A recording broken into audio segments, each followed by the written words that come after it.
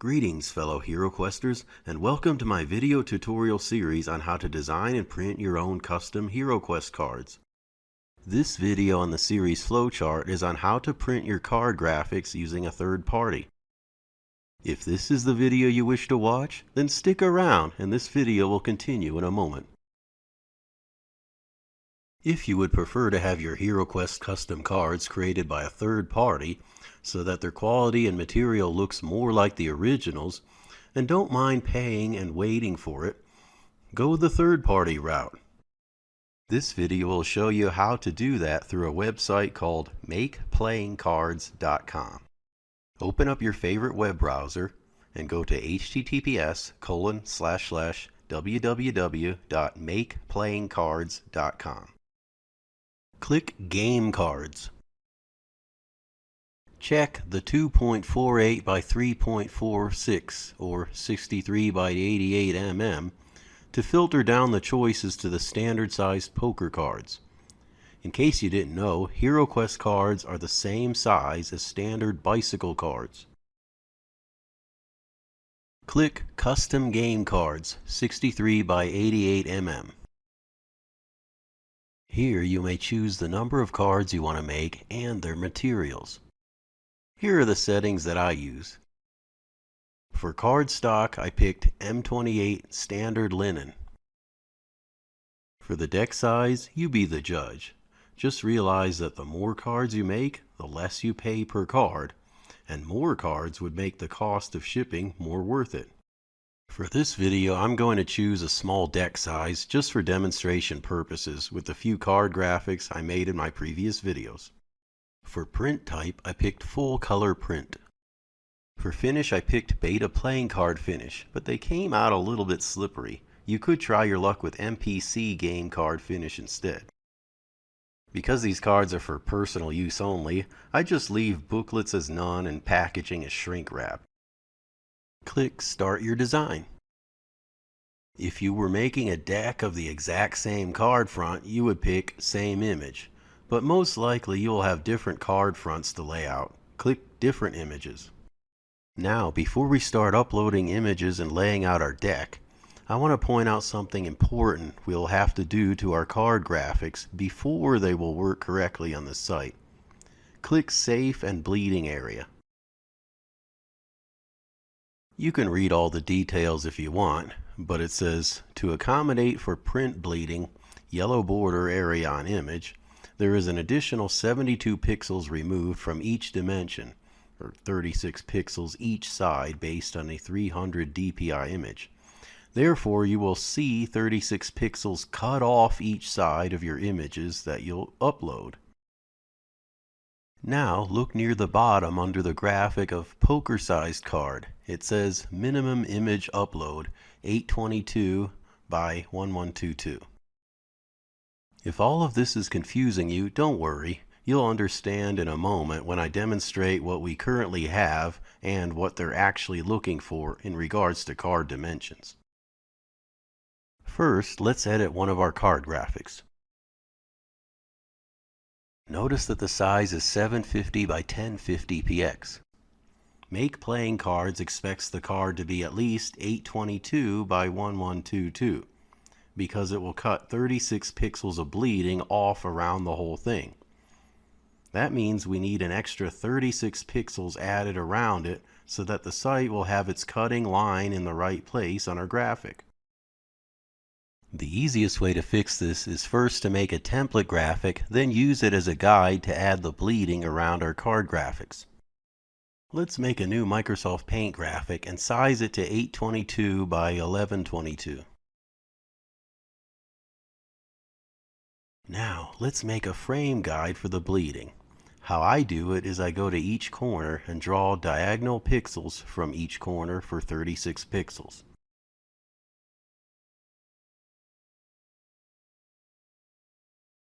Now I'll draw lines from the end of the diagonal line to the edges to form a cube in each corner. Let me do this for the other three corners really quickly. I'll then fill in the cube to make it solid. This will make replacing them with the cards bleeding much easier if we just have to fill them in with the card's bleed color.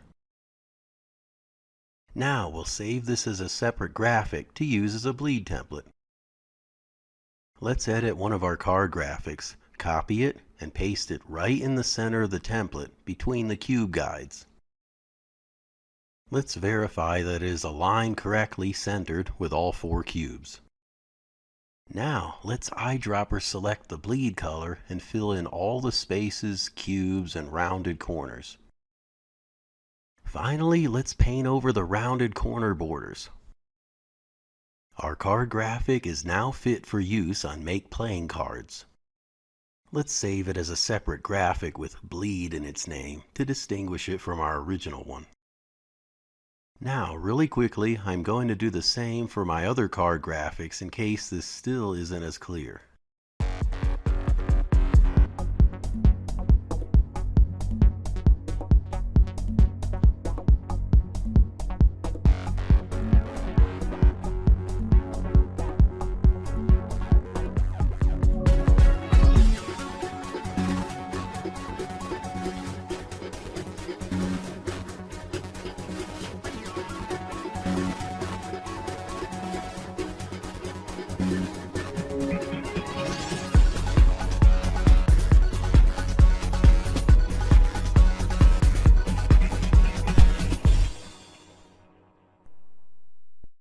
Here I'm showing all the card bleeds finished, along with a few other Barbarian skill card fronts I made off video, just to demonstrate laying out a deck and make playing cards.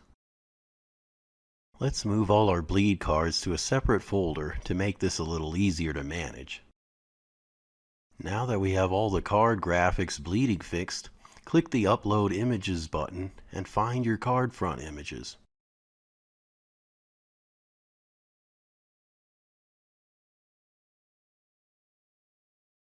Now let's drag and drop our card fronts in the order that we want them in our deck. For quality assurance, let's edit this card just to see if the cut line looks like it is in the right place in respect to the bleed we added. Looks good. Now let's drag the rest of our fronts in. Click Next Step.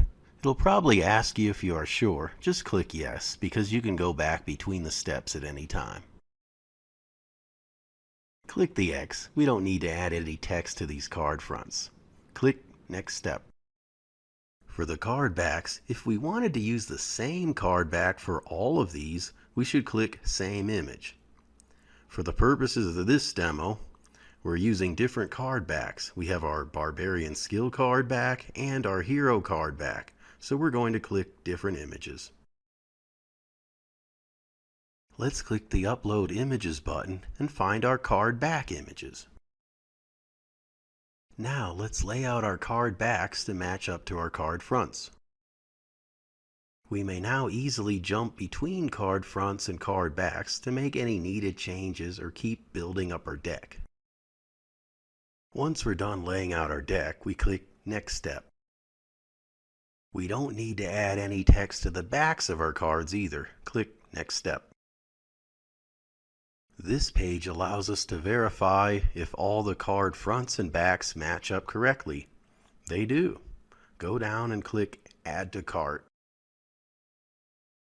If everything looks good, click Go to Checkout. It'll probably ask you if you want to upgrade to a box. If you really want one, go for it, but that is beyond the scope of this video. I just want my cards delivered to me in shrink wrap. Now, let me show you a bundle of cards I just got from MakePlayingCards.com.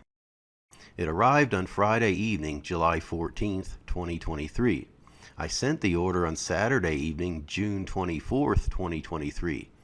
That means the whole process from the moment I sent the order to the moment I came home and saw it in my mailbox, about 20 days or 15 business days.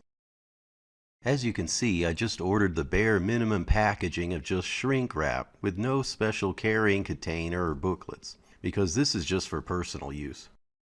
I'll just show a few samples of the cards I had made so that this video doesn't get too long. A few moments later. I made all the decks for my Furniture Treasure Search House rules. This deck is for searching the bookcase.